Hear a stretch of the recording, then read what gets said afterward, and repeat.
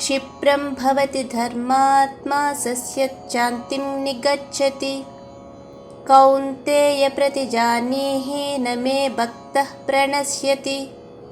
31వ శ్లోకం యొక్క భావాన్ని పరిశీలించినట్లయితే, త్వరితగతిన వారు ధర్మాత్ములుగా అవుతారు, ఇంకా శాశ్వతమైన శాంతిని పొందుతారు.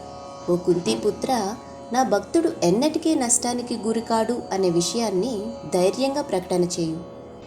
మాం హి పాదవ్యపాశ్రిత్య ఏపి స్యుః పాపయోనయః స్త్రియో వైశ్యాస్తథా శూద్రాస్తేపి యాంతి పరాం గతిం.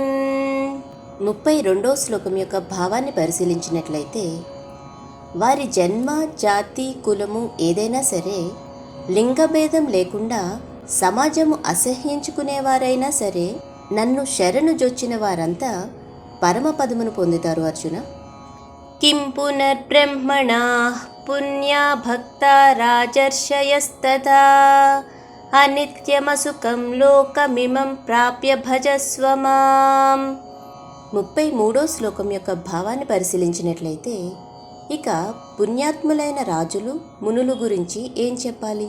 కాబట్టి తాత్కాలికమైన మరియు సుఖం లేని ఈ ప్రపంచంలోకి వచ్చాక ఇక నాయందు మాత్రమే భక్తితో నిమగ్నమై ఉండాలి. అర్జున, మన్మనా భవ మద్భోక్తో మద్యాజీ మాం నమస్కురు మామే వైశ్యసి యుక్తైవ మాత్మానం మత్పరాయణః. 34వ శ్లోకం యొక్క భావాన్ని పరిశీలించినట్లయితే, ఎల్లప్పుడూ నన్నే స్మరించుకుంటూ నా పట్లే భక్తితో ఉంటూ నన్ను ఆరాధిస్తూ ఇంకా నీ యొక్క ప్రాణములను, మనస్సును, శరీరమును నాకే సమర్పించుకున్నట్లయితే నిస్సందేహంగా నీవు నా వద్దకు చేరుకుంటావు. అర్జున, ఓం తత్సదితి శ్రీమద్భగవద్గీతాసు